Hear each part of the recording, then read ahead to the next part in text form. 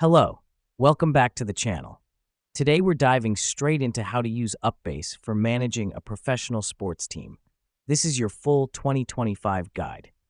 First up, once you've logged into UpBase, your first task is to set up your team. Simply go to the Teams tab, click on Add Team, and fill in the details.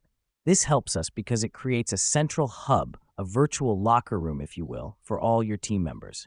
Now that we've done that, next up is adding your players to the team. Navigate to the Players tab and click Add New Player. Here you'll enter each player's info and assign them to your team. The reason we do this is to keep a track of each player's performance in one unified place. With your team set up, it's time to schedule your matches. Go to the Matches tab and click Schedule Match. You'll need to fill in the date, time, and opponent. This step is crucial as it keeps your team informed about upcoming matches and ensures everyone knows when and where they need to be. Now, let me explain why this matters. UpBase allows you to update match results and player performances in real time.